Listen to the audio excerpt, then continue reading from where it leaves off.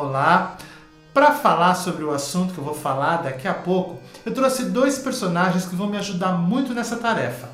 Esses dois aqui, dois retirantes. Em quais obras brasileiras que nós temos esses personagens extremamente bem definidos e contando a história deles de maneira um pouquinho diferente?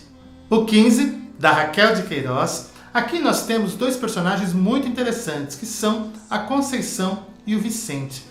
A Conceição, ela é uma mulher que ela está muito à frente do tempo dela. Talvez seja até um pouco do pensamento da própria Raquel de Queiroz, que contou essa história com apenas 20 anos de idade. A Raquel de Queiroz conta neste livro a história da seca de 1915. Ela conta a partir da memória dela, da experiência de coisas que ela viu em outras secas também. A caminhada dos retirantes foi descrita pela Raquel de Queiroz neste livro de uma maneira bastante precisa. É uma maneira que você sofre muito com esses personagens, porque você vê muito do sofrimento deles, de não ter o que comer, de não ter água, de ver os filhos ficarem doentes, de serem humilhados quando tentam pegar alguma coisa para comer.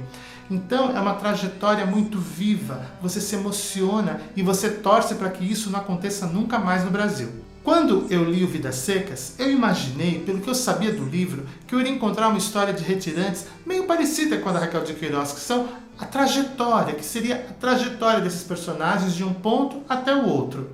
Eles, de fato, você começa a acompanhar a caminhada desses retirantes, mas de repente a família do Fabiano encontra uma fazenda abandonada. Ele entra nessa fazenda, começa a observar que é possível ficar ali e fica, até que o dono aparece e tenta expulsá-lo. Só que ele conversa com o dono, ele fala que ele vai cuidar, ele oferece alguns trabalhos para poder ficar ali e o dono permite. Aí você começa a perceber que o nome Vidas Secas não poderia ser mais adequado. Por quê? Não é só da região, não é só do clima, mas é da vida da pessoa. A vida deles, do Fabiano, da família dele, também é muito seca. Por que é tão seca?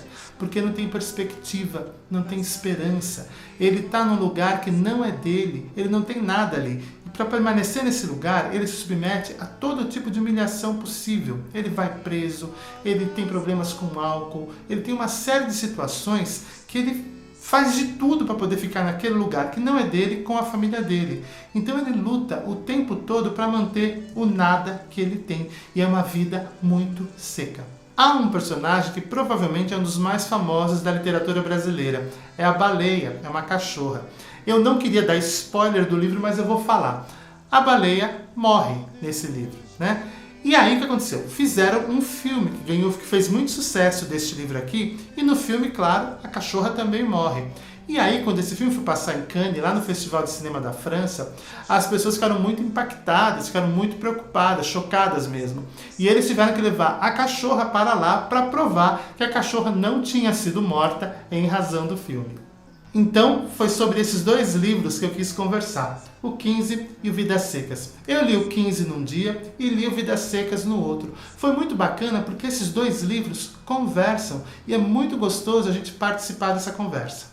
São dois livros bastante humanos que tocam profundamente em questões importantes da sobrevivência, da dignidade, da fome. São aspectos que permeiam a vida da gente para sempre. Então, eu recomendo muito que você leia o 15 e o Vidas Secas. São livros muito bacanas. Tchau e até a próxima!